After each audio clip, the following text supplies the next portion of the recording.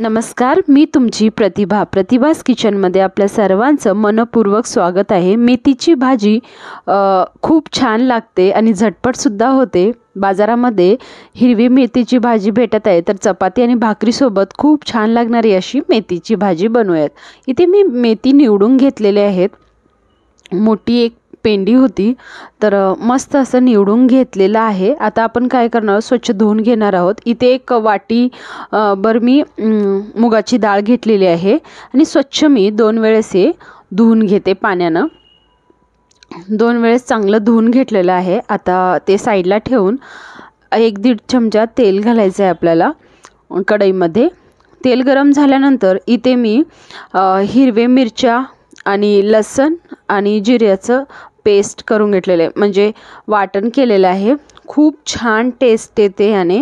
आपल्याला हिरवे मिरच्या या लाल तिखटचा सुद्धा वापर करायची जास्त आवश्यकता नाही आणि लसणाचं खूप छान टेस्ट येतं। चांगलं आपल्याला मंद आचेवर हे चांगलं तेलामध्ये परतून घ्यायचं आहे। आता हे चांगलं परतल्यानंतर दुसरं मी जास्त काहीच घालणार नाही यामध्ये। खूप साधी भाजी आहे ही।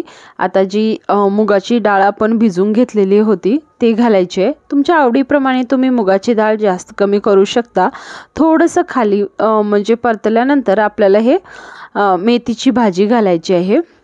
मेथी इतकी जास्त वाटते, पण तेलामध्ये परतल्यानंतर खूप कमी वाटते। थोड्या वेळानं मी झाकण लावून ठेवलेलं आहे आणि 4 ते 5 मिनिटानंतर मी हे काढणार आहे।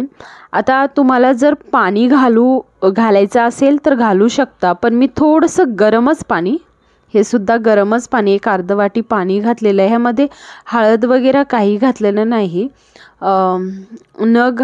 हळदीने थोडासा करवटपणा येतो, म्हणून मी हळद घातलेली नाही आणि चवीपुरतं मीठ घातलेलं आहे। खूप छान आणि झटपट होते। थोडा वेळ असंच आपल्याला झाकून ठेवायचं आहे। पाणी घातल्यानंतर सुद्धा तुम्ही पाहू शकता भाजी रेडी आहे। अगदी 5 ते 6 मिनिटामध्ये भाजी बनवून रेडी होते आणि इथे भाकरीसुद्धा बनवलेल्या आहेत मस्त। भाकरीसोबत कांदा आणि मेथीची भाजी चपातीसोबत सुद्धा खाऊ शकता। खूप छान आवडते। व्हिडिओ आवडल्यास नक्की सबस्क्राईब करा।